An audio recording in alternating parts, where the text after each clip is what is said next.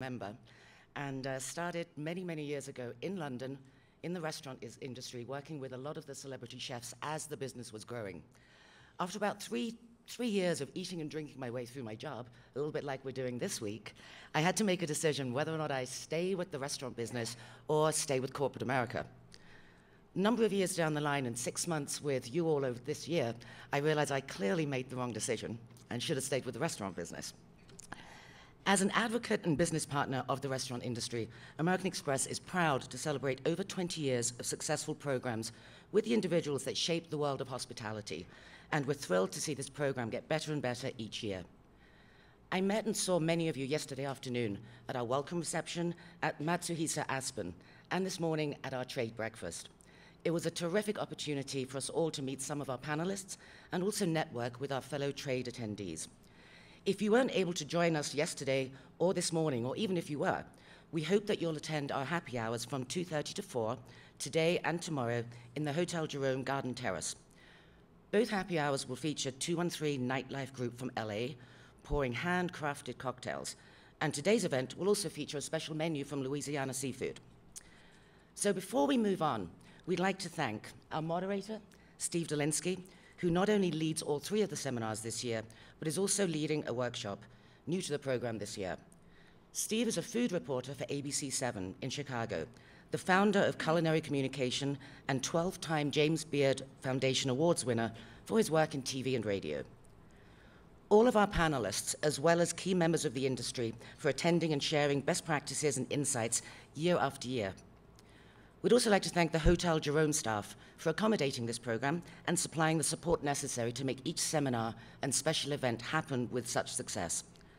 Also, Philip, Sarah, and Courtney at Bowles & Company for their help planning and facilitating the program for the last 16 years. As you know, this restaurant trade program is run by American Express, but it's only one of the many ways in which we serve our merchants who accept the card. Some of the other initiatives that we fulfill for the industry include sponsorship of the NRA, including our founding sponsorship of the Restaurant Neighbor Award, as well as sponsorship and support of ProStart. I've had the pleasure of being at a number of events already this year, and it really is an amazing partnership. Also title sponsorship of the Nation's Restaurant News annual multi-unit food service operators conference. Founding sponsor of Nutrition News and Insights with Healthy Dining Finder, and publication of industry newsletters, Restaurant Briefing and Market Briefing, which we've been producing for over 35 years, and a 20-plus year relationship with Share Our Strength as a No Kid Hungry sponsor and national sponsor of our Taste of the Nation and Dine Out for No Kid Hungry programs. These are just a few of the initiatives that demonstrate American Express's dedication to and support of the restaurant industry over the past several decades.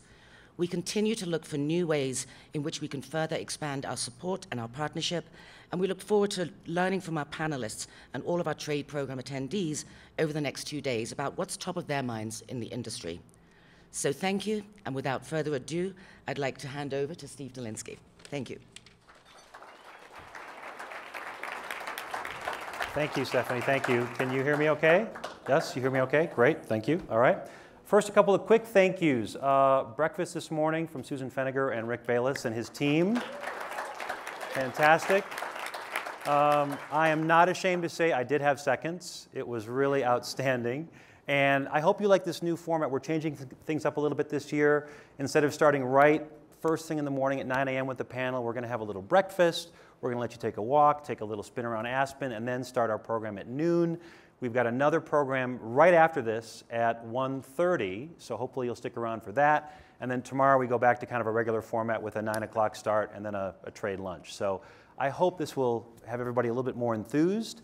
We're going to go until about 1 o'clock for this one, and I'm going to open it up for questions for about 15 minutes. So if you can't hold your questions until then. And I've got to say, I've been doing this now for a number of years. You all know there are food programs and seminars all over the country now, almost every month, if not twice a month. And I always say, I always come back to the Aspen event because this is really the crown jewel. This is really the event where Amex has really raised the bar in terms of a really dynamic trade program.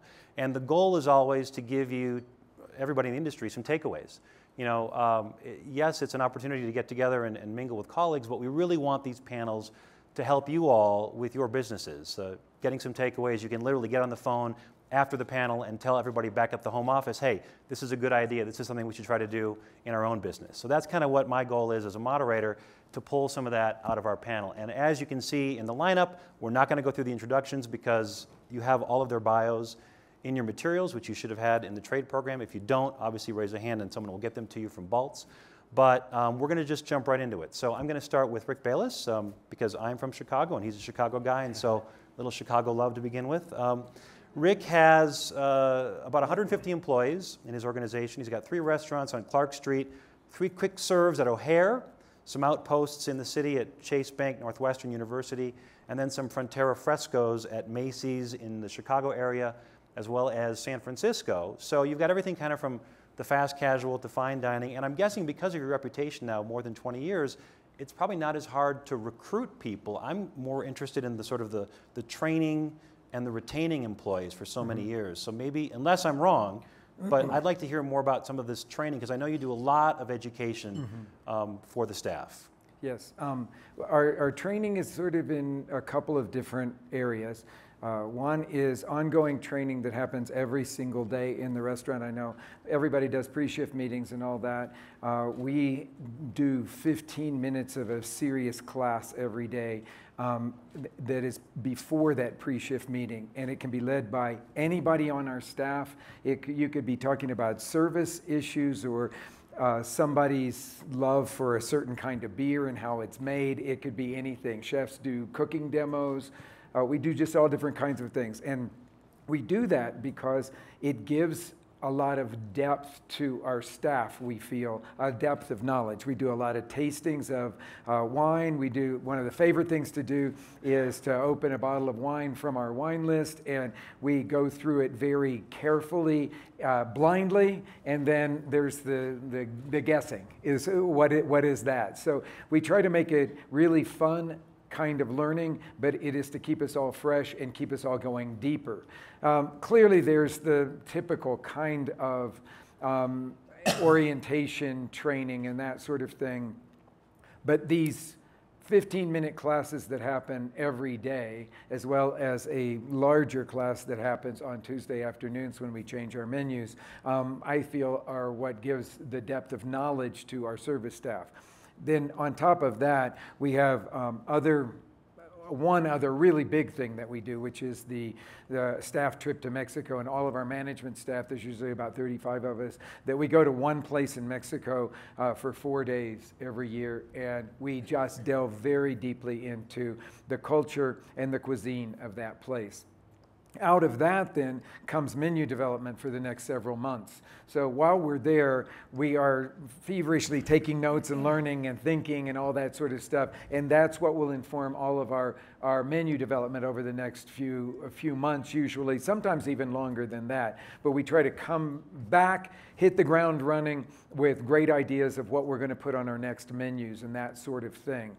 Then I would say that the other thing that really is big in our training is this ongoing step up of all of our standards that we're constantly reevaluating with our staff, not management coming in and saying to the staff, but the staff getting together and saying, how can we do X better?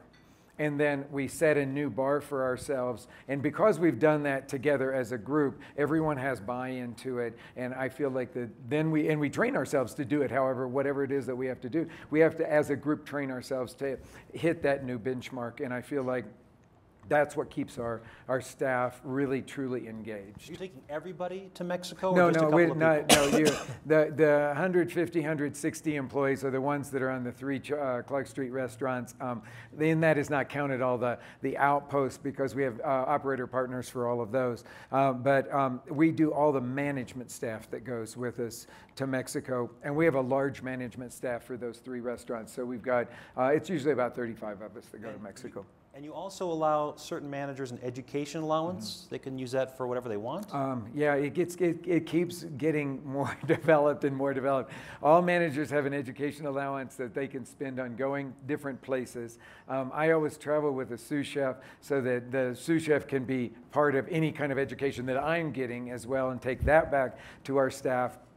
And then we have an eating out allowance for all of our staff as well, because we want to make sure that they go to restaurants that anywhere in the country, they tend to do more of a focus on Chicago, but sort of our competition restaurants, they put in a request to eat at a certain place. We okay that, and then they give a full long written report that goes out to all the rest of the staff as well, so that they are telling us what their experience of a restaurant is, and can we learn anything from that. Okay. I want to talk to Danny a little bit about how he recruits people. Now, if you don't know, Danny Meyer's got Union Square Hospitality based in New York City, about 2,500 employees, so a bit more than Rick. This is astonishing, the organization has twice as many Beard Awards as I do, so that's really impressive. 25 Beard Awards, I think that's really amazing. Union Square Cafe, Gramercy Tavern, Blue Smoke and Jazz Standard, Shake Shacks all over the place, even in Dubai.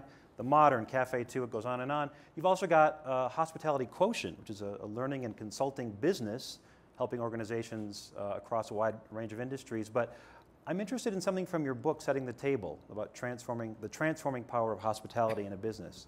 When you were 27, which is back in the 80s, and you were opening a Union Square Cafe, your first restaurant, you had job applicants answer unusual questions like, has your sense of humor been useful to you in your service career? And what was so wrong about your last job? And do you prefer Hellman's or Miracle Whip? Which I found interesting. So in this way, that's all I ever need to know. That's right. In this way, you hire genuine, happy, optimistic people. They shared their good feelings with customers, and customers felt liked and valued. They became regulars. So talk to me about this recruiting process, because that's really where it starts. It does, and I think I was thinking about the three words you asked us to think about: recruiting and training, which we just spoke about, and retaining. And they're very, very different things, obviously. So I'm excited that we get into this conversation today. I think the recruiting part is as closely tied to your restaurant's brand as anything, because if you look at your recruiting almost as if it's the bait that you're putting on the end of your line when you're going fishing, and you have to decide which fishing hole is going to have the kind of fish you want. It's really about knowing yourself first and knowing what your aspirations for your own business are. And there's not any one right way to do it. I would never tell someone that. If you think about the world of theater, which I know Mr. Bayless comes from, you've got great theater that happens on Broadway, off Broadway, sometimes better theater outside of New York than there is in New York, great theater in Chicago, all over the place. But I think everyone would have to say that you're not even going to get a crack at Broadway unless you've paid your dues doing something else somewhere. And I think that the same thing holds true for us in our businesses, is to know where are you trying to recruit from? Where is your brand right now? Are you a feeder? Do people tend to work in your restaurants to just get a job, which is perfectly legitimate?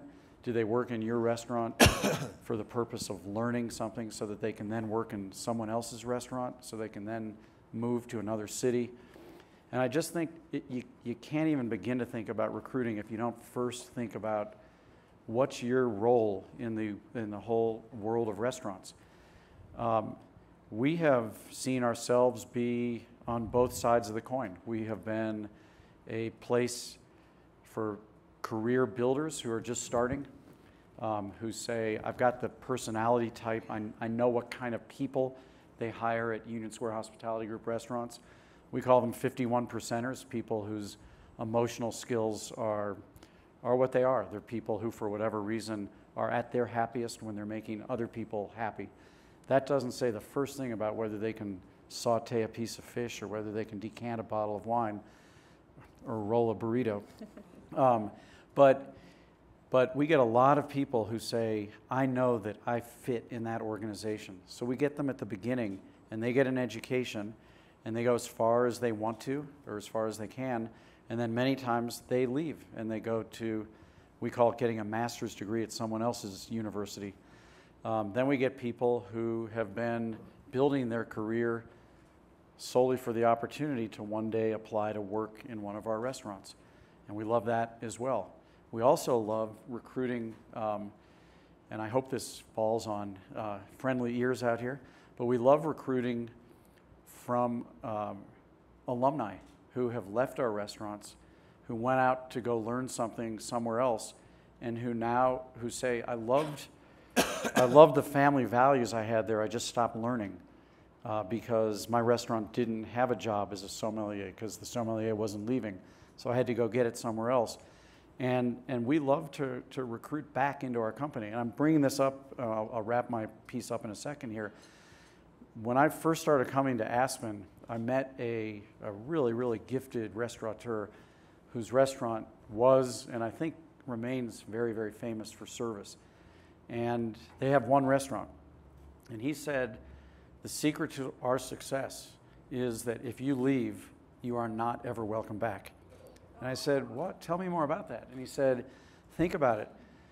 We retain all the best talent because they know there's no job out there that can touch this, and they know they can never come back.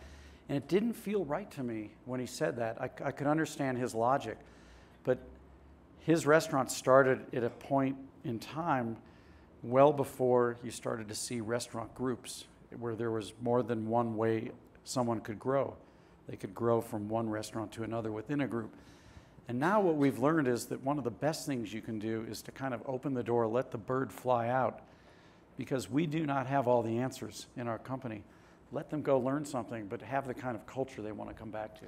And I'm going to show a little bit of video from your corporate video. It's about a minute long. We've cut it down, but I want you to kind of respond to, there's a term in here that I was really intrigued by. So if you folks could just cue up the USHG video and play that, that would be great. It's about a minute long. When we're looking for people, we need to be looking for people who care about the quality and fruit of human interaction. One of the key ingredients to the soul of a place is the quality of human interactions between the staff. And I think that that's what we found to be a secret in the success of all of our different restaurants and businesses. And we believe that the best way to do that is through enlightened hospitality. Enlightened hospitality is an expression of the culture of our company. When our team walks through the door in the morning, they need to feel inspired. And when we take care of them and provide them the tools that they need to be successful, that feeling trickles down to our guests. I can't expect anyone to care about somebody else unless they feel cared for. And then it translates very easy to the guest experience because they're happy, they're fulfilled, they are warm, and it is genuine. So take care of them, provide them with the tools, enlightened hospitality. So it sounds like you're taking care of the employees so that they will take care of the guests. Actually, I think it's evolved from a notion of me taking care of the employees, because I can't do that. There's actually 3,300, not 2,500. I think that my highest job in our whole company is to make sure that we are hiring the right kind of people and then holding them accountable for how they take care of each other, and to make sure that they treat each other as their first customer. Because as much as we love getting great customer reviews, I don't think I've ever seen us get a better customer review than we would have gotten a review from our staff themselves. Okay. All right, we're going to come back to you, but I want to keep going here. Bobby, quite a bit different, not 3,300 employees, more like 150 employees in Colorado. You've got Frosca, which is your fine dining. That opened in 2004. But you've also got pizzerias there, as well as one in Denver, and then a cafe in Boulder. And this reminds me a lot, I think, of Zingerman's for some reason in Ann Arbor, kind of a similar situation. Someone really committed to doing high-end, not high-end, I should say, high quality in a smallish town, in a college town. And that's what you're doing, high-end in Boulder. It's got to be difficult, I keep thinking, to get the talent from a town where there's a lot of students and it's not professional servers like in New York or San Francisco or Chicago. How are you able to do this? Well, you know, I chose Boulder for lifestyle. So I had worked for Eric Calderon, who at that time was the GM of the Little Nell, and after that I worked at the French Laundry, and both those properties have a similarity that I learned a lot from. When I went to work for the Little Nell in 2004, you know, he had, or ski towns, had the same excuses college towns have. You know, so here's a gentleman making a great hotel, a world-class hotel in a ski town. And I think about that to the point, I thought about that all the time. When I decided to move to Boulder, a lot of my peers in the Bay Area at the French Laundry, they're like, oh, we've got to do intervention. You know, you can't take your wife to Boulder. You can't leave the French Laundry and go to Boulder. And I'm like, well, I think I can, because also after that, Thomas Keller. I mean, we think about the French Laundry now and per se and everything that he's done, but when he and Laura Cunningham were trailblazing Yountville almost 18 years ago, Yountville they had Napa Valley townies that they created into great service people. And I used that when I went to Boulder. I said, okay, I need to be able to create a vision for, I'm not going to have a chance to have these people with a lot of experience to come work for me. I'm in Boulder, okay? Boulder is a hippie college town. How do I create a crisp, elegant service? And our goal, you know, was to make a restaurant where people can work like they do in New York or Chicago or San Francisco or Paris or Rome, but in Boulder, Colorado. And we had to have a vision on how to get people there.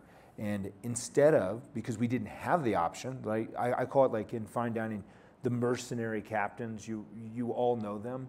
They're the ones that have worked at the greatest spots, and you get their resume and you're like, that would be easy. I'll just put this guy, man, right here, give him a section and do some training, teach him the menu, and I'm easy. And that would be easier, and that's how a lot of restaurants and fine dining hire. I didn't have that option in Boulder. There was no one saying, oh yeah, I worked at Le Bernardin, I'd love to fly out and live in Boulder. Oh, I worked at Gary Danko or wherever.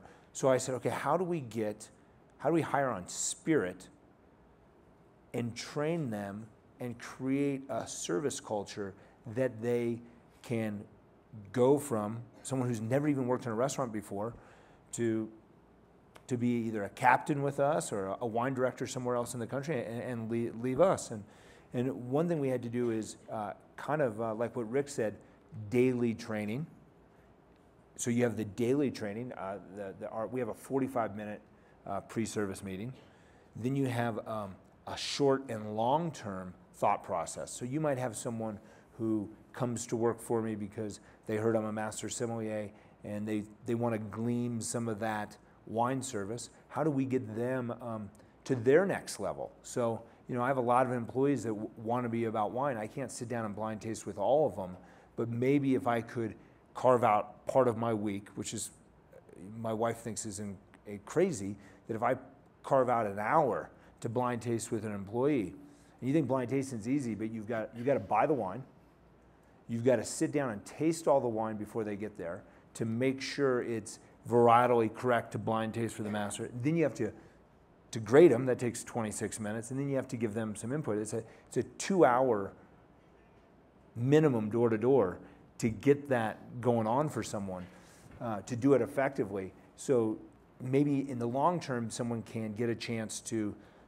say, you know, if I move to Boulder, I get to work with a master sommelier, and maybe I could become a master sommelier, because a lot of MSs don't work on the restaurant floor anymore. What do? They work for a distributor, they're brand ambassadors or whatever. So that was one of the things that I could do in the beginning, and I still do 9 years later, to do a short term, like let's get through service, let's learn how to carry a plate, let's get someone to become an advanced or a master sommelier, and then the people who've been around for 9 years, how do we get them to want to be a great neighborhood restaurant, like a really, and that's what kind of our goal. And you spend about $5,000 annually on wine? And minimum. And you know, $5,000, it sounds like a lot, but so, you know, how many people work in restaurants where the restaurant's wine list is based on a certain region? What we do is, because we're Italian based, you can't just be tasting Italian wine all the time. You got to learn about white Burgundy, Chateauneuf du Pape, wherever. So yeah, I take a budget, and it's a minimum of about $5,000 cost of wine.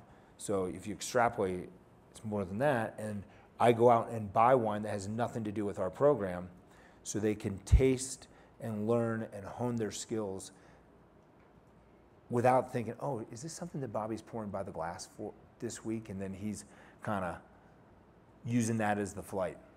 And you said one of your career highlights was when you could actually afford a staff trip, sort of like what Rick does. You go to Italy every year, I'm guessing, right, with a couple of people or the whole staff or what? So it started, you know, it's interesting. It's one of my biggest successes and one of my biggest failures. Because of reading things about Rick Bayless, I said 9 years ago, I said, guys, if we make it through this first year and we're profitable, every week that we're profitable, we'll put a small amount of money away, I'm going to take you to Friuli. Mind you, our restaurant's based in Friuli, Venezia Giulia. About 5 million Americans go to Venice a year, about 20 go to Friuli. They're usually my staff. So I needed to find a way for them to learn about it, and that was my dream. And my goal was, and there were some staff members like, this guy is totally nuts. He's going to take us to Friuli. And so 8 months in, Lachlan and I knew we were saving enough money. We said, okay, we're going to close 4th of July week. Everyone have their passport. We'll take you to Friuli. So we took, you know, in the beginning we had a small staff. We took like 16. We took a dishwasher who had just gotten U.S. citizenship to Friuli. He'd never been on an airplane before. He had his mom's, his sister's, and his grandmother's rosaries. He's rocking all that. And he didn't really understand the plane ticket. We landed in Frankfurt Airport, and he was like, "Oh, great, we're here." I'm like, "No, Luis, we're in Germany. We got to still get to Italy." But that was our first deal, and that was a big success. And for 5 years, it was a really big piece of what we did, and the wheels came off. As the group got too big, we didn't have the same effectiveness, because if Lachlan's at an 8 top and I'm at an 8 top, they act totally different. They get a lot more out of it. Look, you're bringing line chefs and waiters to Italy on your credit card. They're going to get after it. You think you guys are having a good time this weekend? Take some line chefs to Italy. And once that happened, we started losing some effectiveness, because it's a big commitment to take people to Italy to learn. And we tried every different way imaginable to redirect the trip, and the wheels came off. So what we started doing is taking less people, enough to fit in with Lachlan, maybe between 4 and 6 people. We did that when we did our remodel in 2010, and it's so much more effective. You can take a sommelier and a sous chef and a waiter to Italy, and if they're with Lachlan talking about Riso Marinara and going to a winery with just me, not with the distraction of their buddies that they're drinking with, they get so much more out of it. And that was the inspiration originally, and it got to a point where we lost control of it, and then we dialed it back down. Okay, and then just one more point before I get to Gretchen. You also sent your pizzaiolo, I believe, for your pizzeria to Naples for a couple of months for training as well. But yeah, what we did is, he was a sous chef. He'd worked with us 6 years. Okay. We got him an apartment in Naples. We paid his apartment in Boulder, so he didn't have to worry about that. So he could just, his goal was to be totally immersed in the inspiration for our pizzeria of Napoli pizza. Yeah. And we gave him his sous chef salary to go to Naples and live. Okay. All right, Gretchen. Sorry it's taken so long to get to. Gretchen Selfridge, Restaurant Support Officer at Chipotle. You oversee all the restaurants and field leadership teams, people support departments. Mm-hmm. So Chipotle's got about 37,000 employees, about 1,500 locations. And the thing I'm really interested in about, as I was doing my research for this, 7 or 8 years ago, you realized that about 20% of the managers were coming from within, and about 80% of the management was coming from outside the company. And of course, the best performing stores were those that had the internal folks that were being promoted. So 7 or 8 years ago, the whole company went through this shift. What was that? You know, it's interesting because you tend to want to take people from the outside because they have the experience. And that we would bring them in, and who would train them but the crew people. And the crew people are the folks who not only understand the operations, but they understand our people culture. They are our culture. So you'd bring people in from the outside, they go through the training, and some would make it, and some would just move on. And the more we started looking at it, I kept thinking, well, these same people are training everybody, but they're never getting an opportunity for themselves. And so that's when we did. It was about 6 years ago when we switched the whole training process, and we developed what we call a crew ladder. And you start from crew, and you go to kitchen manager, service manager, apprentice, and then a general manager. And everybody on the team can be part of this. And so what we've done now is switch that around, and 97% of our managers in our restaurants right now came from the crew level. I'm going to have you talk some more about this, but we've got a little bit of a video, again, about a minute long from their own YouTube channel, I believe, in Chipotle. So let's see if we can play that as well. In our best restaurants, you have a culture where every single person on the team knows their importance to the team, knows that they want to bring the people around them up and make them better, knows that when they do that, that they'll realize success, but that it will also feel great, and they also get to be exposed to a culture that's just really fun to be part of. The 13 characteristics are a number of characteristics that we believe you can't be taught or you can't learn as an adult. You either have them or you don't.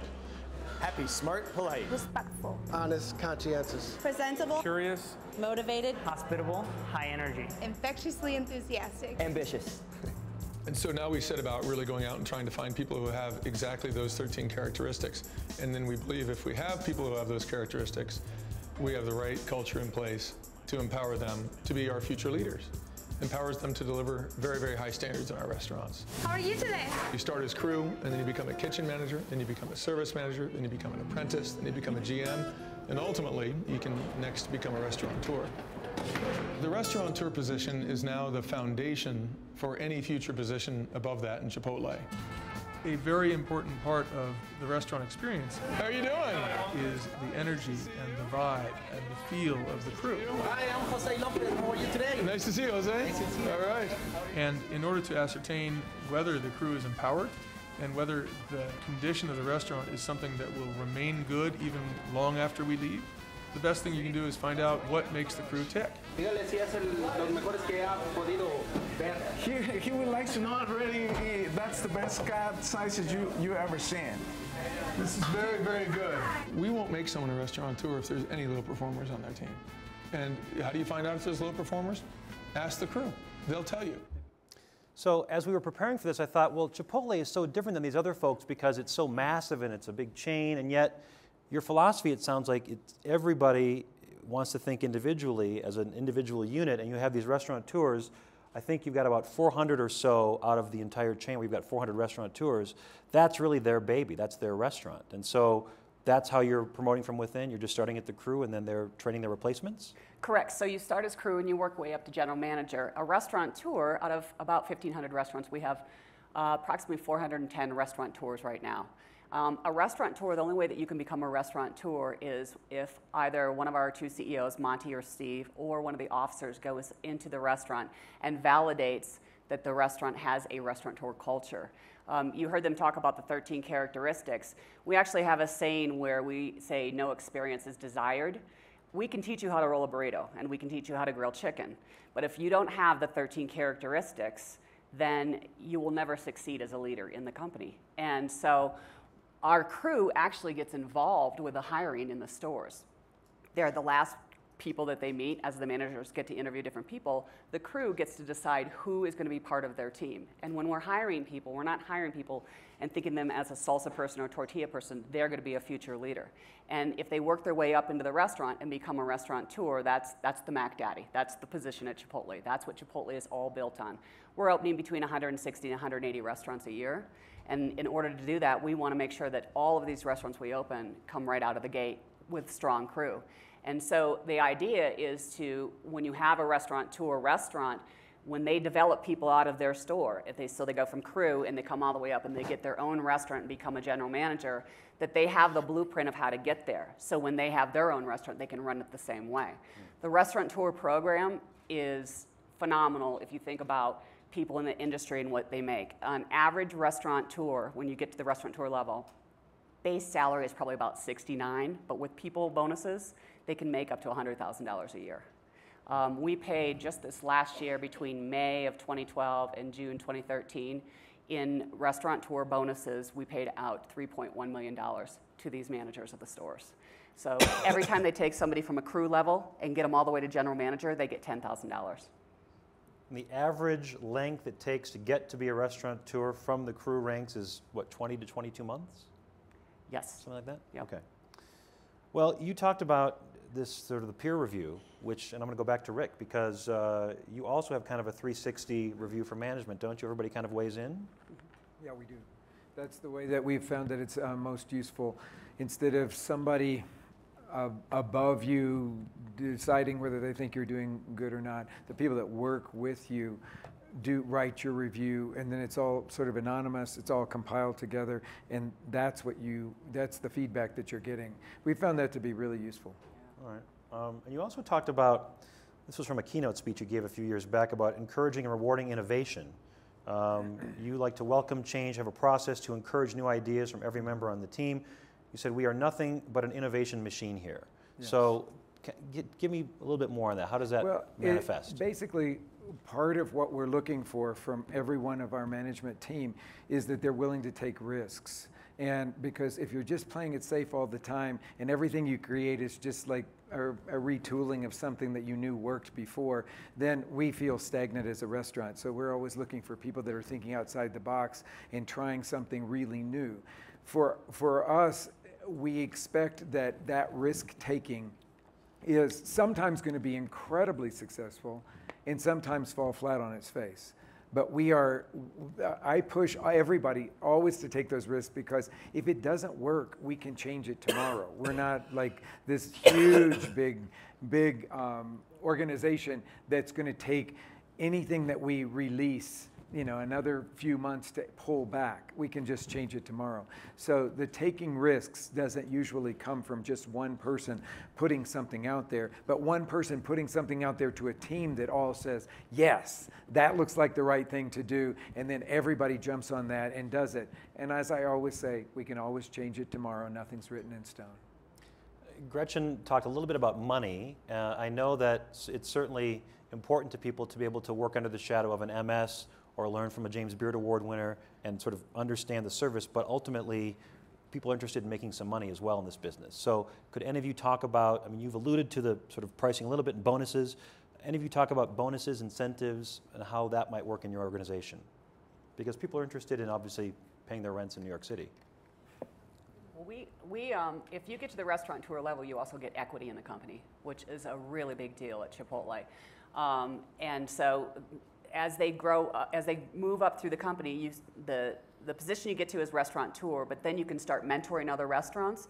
Where in the field industry, we always call them area managers or a district manager. Our folks who started in the restaurant are the ones who are overseeing the other restaurants. So they'll take on, as they develop somebody, they'll mentor that store and they'll take on one store at a time. And as they take on more stores, they will get more equity and more bonus. Nobody else? Phenomenal, huh? Yeah. Especially if you looked at their stock. People getting equity in that. Holy moly, man. Yeah. I'm very incentive-based. I always like to have opportunities for people to make more money.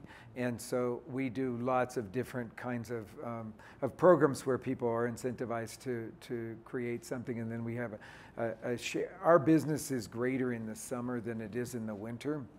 So we have it's kind of a profit sharing program that is distributed to our staff based on how much volume we're doing, so that during the winter months when it's the slowest for us, you're going to be at your base salary. But as we get busier and everybody's working so much harder, and we're still keeping without adding more staff, we're keeping the level of the quality high, that everybody shares in that.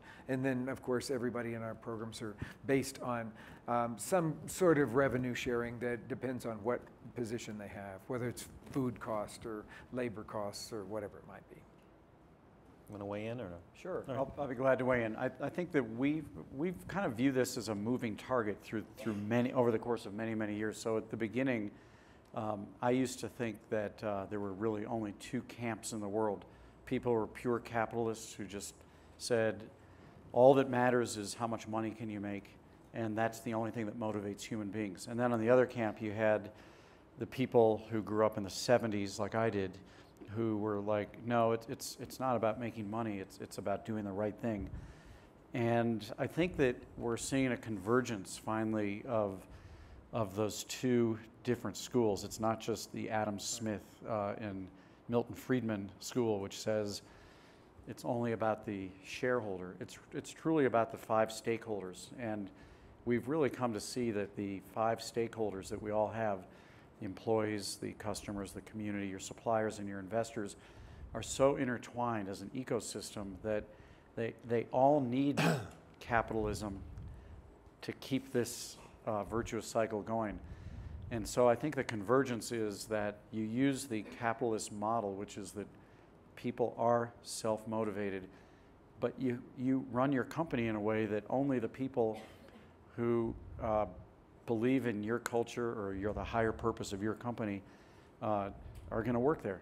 And you blend the two together. And so where we're really trying to move right now, yes, we have something very straightforward and simple. It's Shake Shack. We never like the idea of those tip jars.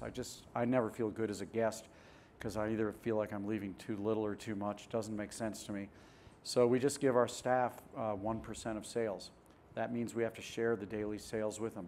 But that means that they're all aligned. They feel like big boys and girls. They understand what the business is. And they feel a good motivation to keep people moving in line. That was a big thing we wanted to be aligned on.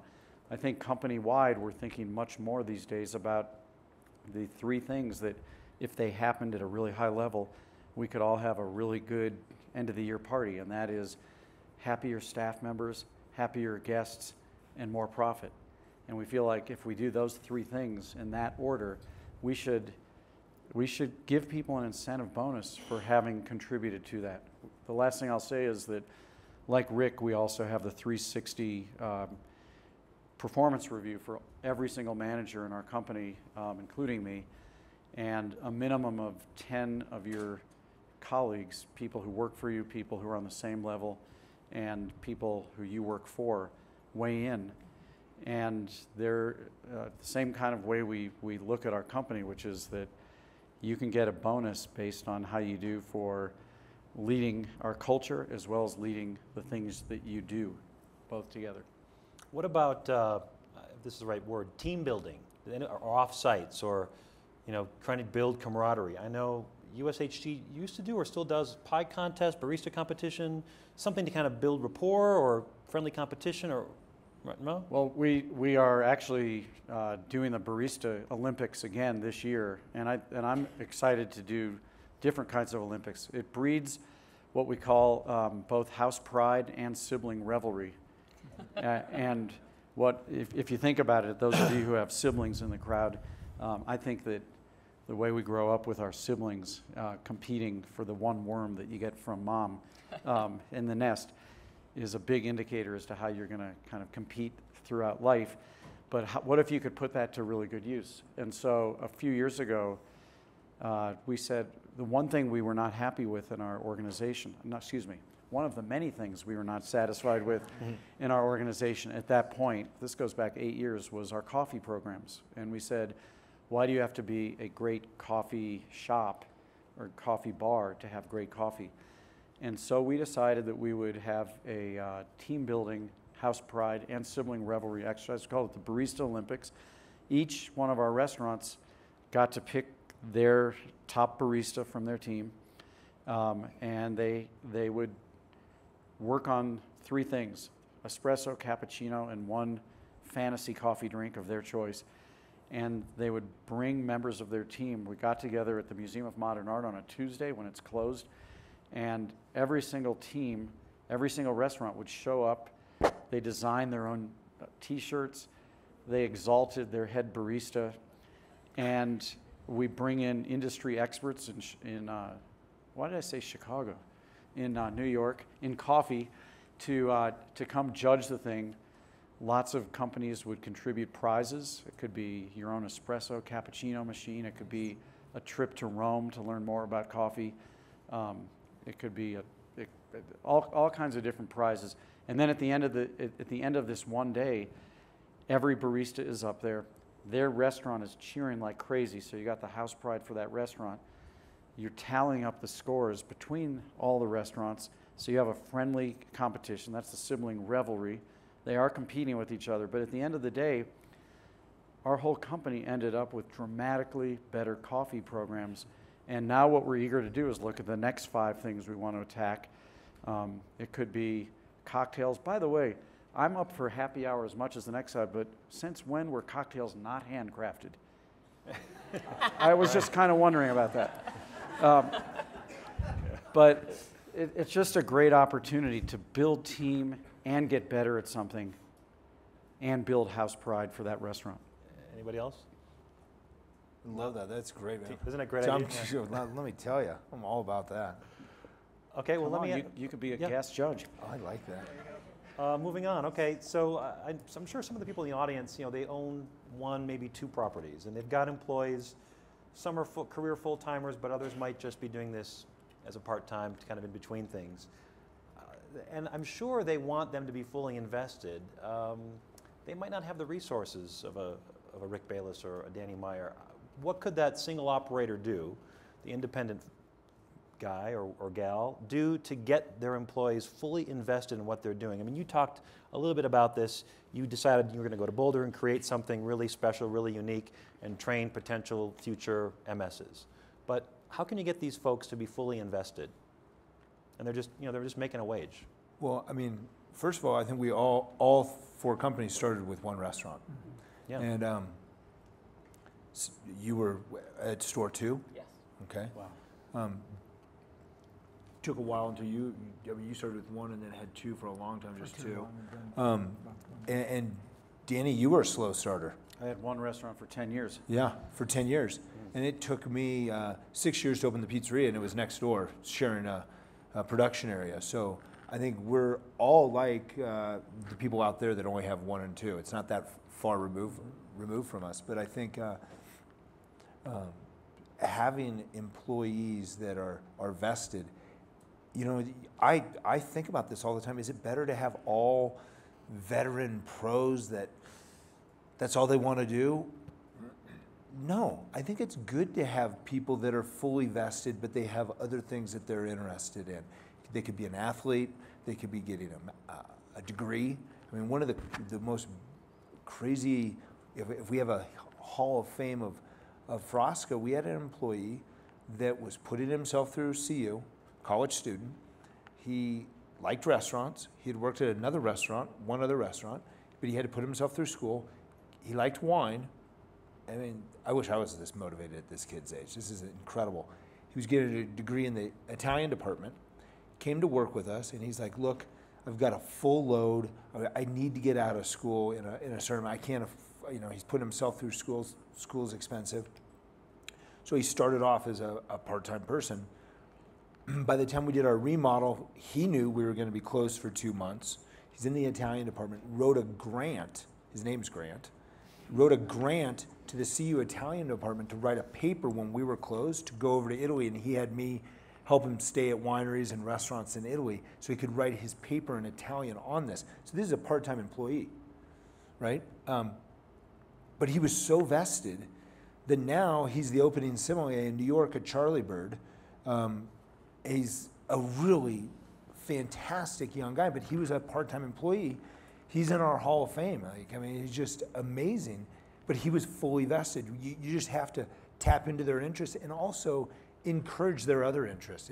For him, it was Italian film and going to school. I mean, going to school is hard for people. But I mean, he was such a, I get goosebumps talking about him, but that was a part-time employee.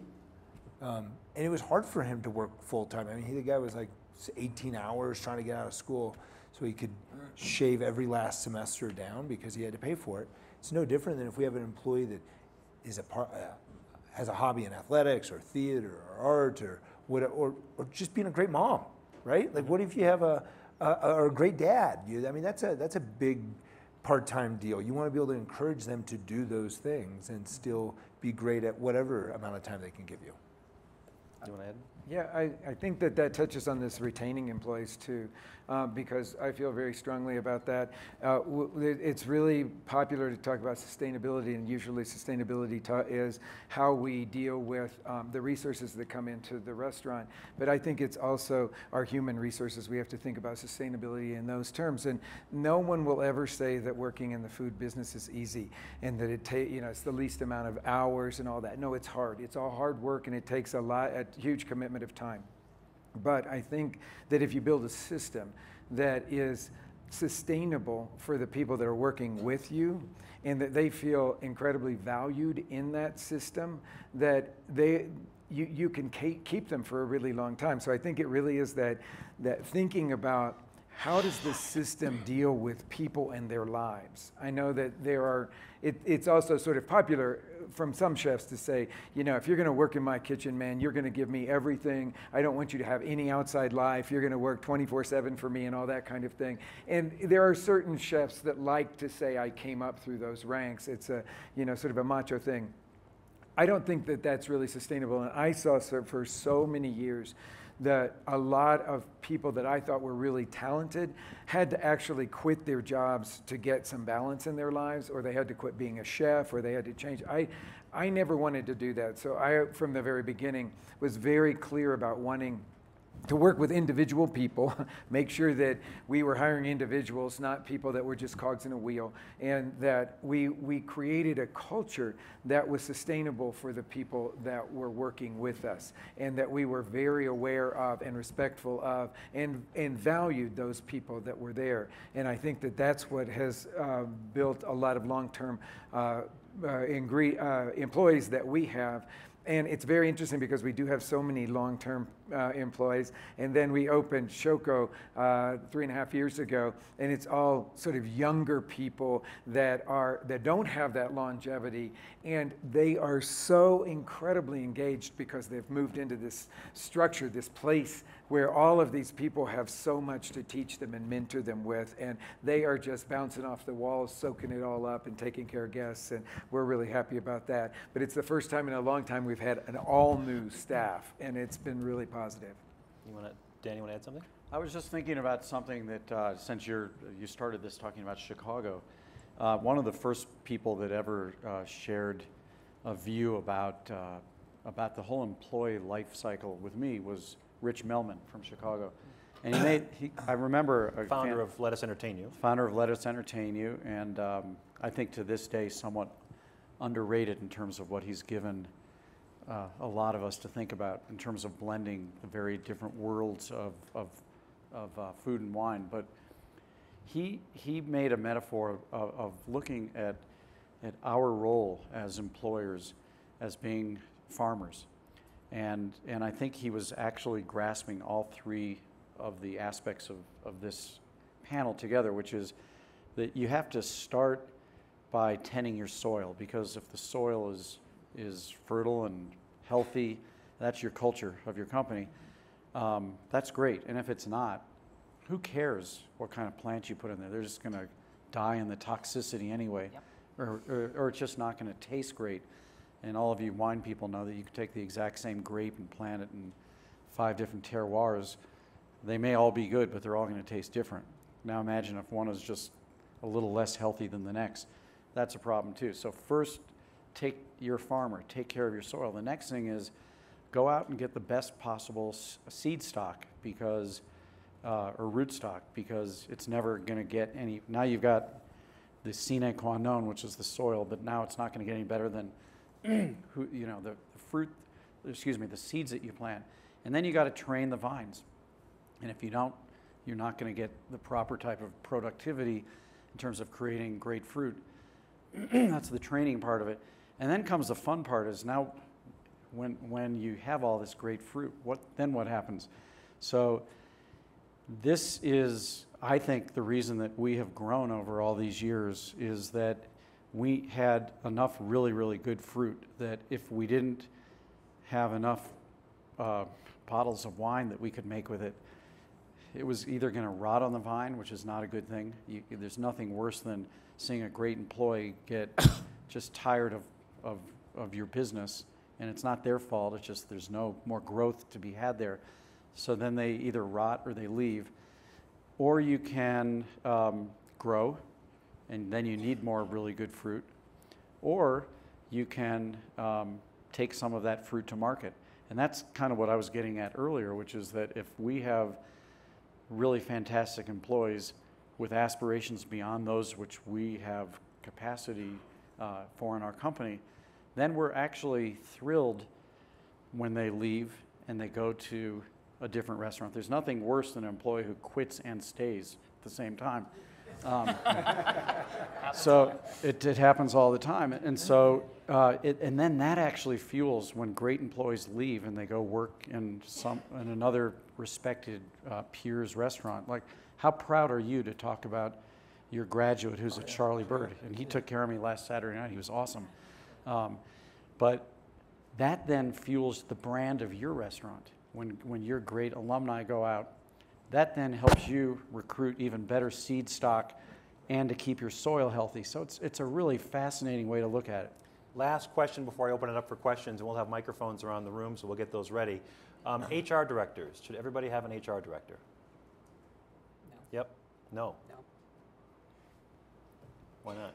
Because they'll be self-starting. It'll happen on its own organically. Yeah, the teams are empowered crazy, to make huh? their own decisions in the fields, and who knows the folks in the restaurants better than their own field leader? Than having somebody on the outside coming in and doing investigations and creating that type of environment. If you're running a great culture in your restaurant, you will see lots of HR issues go away. And the counterpoint to that? I'll make a counterpoint. Okay.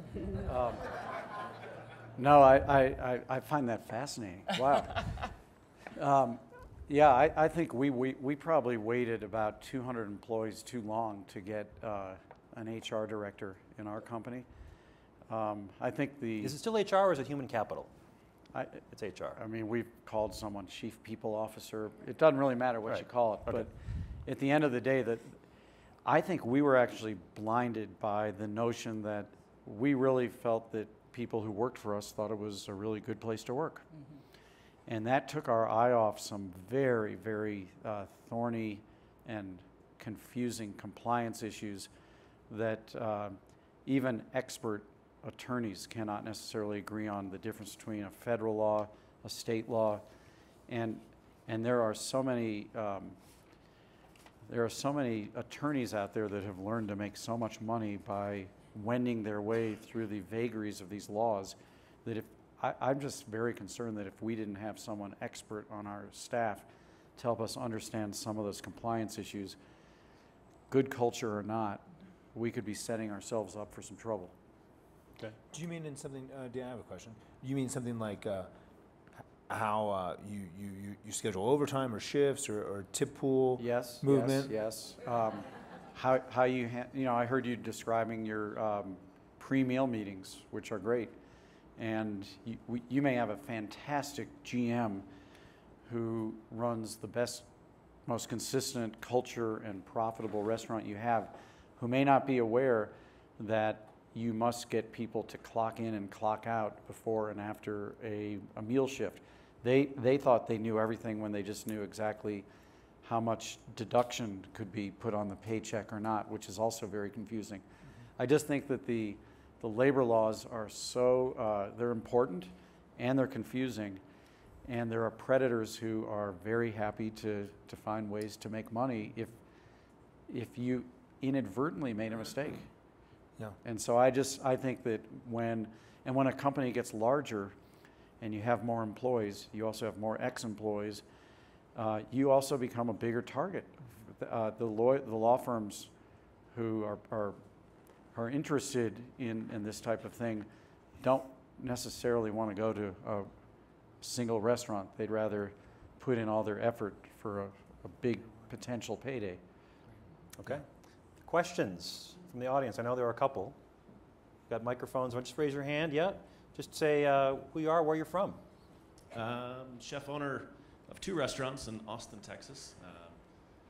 Can you talk more about the actual recruiting process? Austin is really blowing up with 1 million different restaurants, and back in the day it was really easy to find kind of the cream of the crop and pick through and sift through the applications. But when you had your first couple of restaurants, specifically what did you do to find those people, the 13 characteristics? Or, I mean, now people are coming to you pretty easily, but what did you do in the beginning to find specifically those people? We cherry picked. If they're good, they're not coming in your restaurant asking for an application because they don't have a job. So we actually did a lot of cherry picking in the very beginning, you know, when we were in restaurants, and I know some of you don't want to hear that because we might be cherry picking from your restaurant, but we went in and you know, you got good service and you've got somebody with a great personality and somebody you think would be great. And they don't have to be in restaurants either, you know. You can find somebody at a grocery store or at church or somewhere, but you know, hiring for a personality that you can teach something later is huge. And so we did a lot of cherry picking. Anybody else?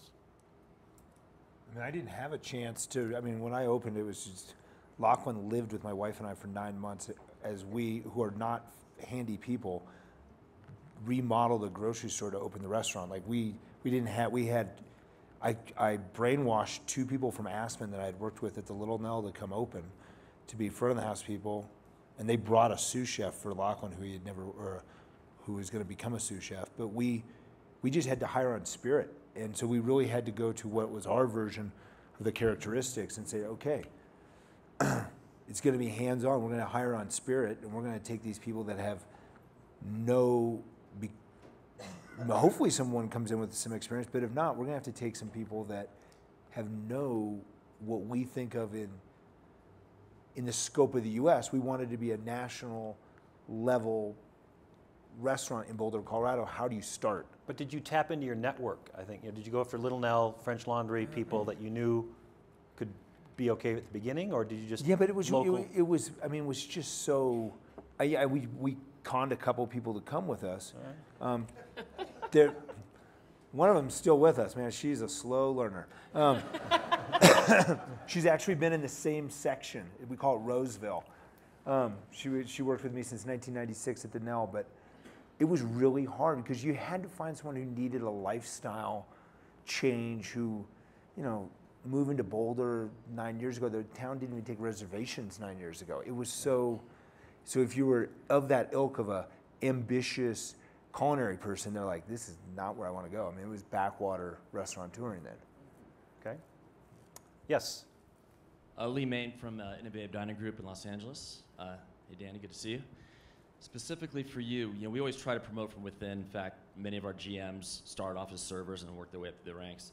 But inevitably, you'll wind up with, call it a number 2 or number 3 manager who, we have this debate internally, will never become a GM. They just won't be a GM. However, we feel that they do a great job at their level. And we debate whether it's worth keeping them because, are we just wasting the time with them that they'll never be able to move up? So what do you think about keeping someone that does great at a certain level and will just stay there for years versus moving them out so you can have someone replaced in that position that can potentially grow? I think that's a really important question, and it happens all the time because generally the people that moved up because of how good they are at what they know how to do, and presumably they were also contributors to the culture as well, but that says absolutely nothing about their ability to lead other people and to be the main reason someone else wants to come to work. And it's, we've met lots and lots of, great tennis stars who are pretty bad at being teachers, and that's kind of what they're doing at that level. So then, whether we like it or not, it becomes a matter of aligning their career aspirations with your judgments as to their leadership potential. And it happens every so often that someone is absolutely thrilled to be the number 3. And that's not a bad thing if it's truly something they're thrilled about. The trouble comes when that person sees themselves as being a number 1 potential and you don't. And then you just got to have that honest talk and let them go. And when I say let them go, that's a lot different than firing. It's not a euphemism. It's actually a term which is to have had a number of honest conversations with someone and name the fact that you don't see their career aspirations as lining up with their skill within your company. And then you name a certain amount of time where you can allow their dignity to be retained, and you can help support their opportunity to go find another job somewhere. Is that ditto on your end or no? Yes, actually what we have found is that with having a lot of long-term employees, oftentimes we have created within our culture higher standards. And so somebody might be at a certain level, and it might be a management level, and then we have raised the bar and raised the bar and raised the bar, and over years they couldn't keep up with that. And we use that same thing about letting them go. And it's not like a firing, it's just this conversation where it's very clear that they're not right for this job that has evolved now. And that the best thing that we can do, and at first I was trying to think about, this person has given us so much, they've invested so much in us, and we need to take care of them and so forth and so on, only to realize that the best thing in the world was to have that conversation and let them find another place where they could really excel, because they weren't excelling with us. And talk about not wanting to come to work. If you feel like you're going to work every day and not making it, and yet you were brought into that culture when it was okay for what your skills were. We've actually over the last several years gotten much better at that. We weren't so good at it for a while, but now we've gotten much better at it. Just being realistic with the people and just letting them go when it wasn't the right thing for them anymore. Yeah. Go ahead. Just to follow up on that, I think there's different parts of the restaurant and different style of restaurants. Like, because I have a pizzeria, and I have a more fine dining restaurant, and I have a cafe. There's different positions that it's okay to be the best at that position, and you may never be the managerial type or the ambition to be the GM, or like we're so, I mean, like, we want to get like everything's fast track here, right, in America. But there's some positions that it's, how many times have you stayed in a hotel and you've seen the same doorman who he loves doing what he's doing? Is there, or a server that is so great at being a server, and you've had the communication and they've talked to you and they don't want to change their lifestyle to be a manager, that should never be considered a dead-end job. You still need to be able to inspire that person who's going to be a captain or a server for 9, 10 years. How do you get that person? Because there is going to be some redundancy. How do you get that person to be still inspired to do that? And it's about communication. And communication is not expensive, but it takes time. It takes a thought process to say, hey, I know you love serving, and we've talked about it. You don't want to become a manager. How do we keep you inspired at this serving level? Yeah, does that happen at Chipotle, where you just have apprentices? Absolutely. No, once they get to the management level, then you've got to be committed or not. But what this reminds me of is we have a lot of folks that are just really good salsa people or really good grill cooks, and they don't want to go on and be a manager, and that's okay, but they have to elevate others around them. And that's kind of our main rule. They need to be the best trainer. So if you're going to stay on salsa, you need to be able to train everybody really well. But you have to elevate others around. And we'd like them to be cross-trained. So you're not just the salsa person. If we need you in the kitchen, you can do that. If you need to work tortilla, you can do that. But as long as they come in every day and with a great attitude and love what they're doing, because some people just love doing that kind of stuff, and are elevating others around them, they can stay. Okay. Another question? No. I'm going to let you out 3 minutes early. We have another panel right back here at 1:30 talking about cause marketing, how to get involved with charities and what works, what doesn't work. So hopefully you'll take a break, come back. I know there's going to be food and snacks outside. Let's give a big hand to our panel, though. Thank you.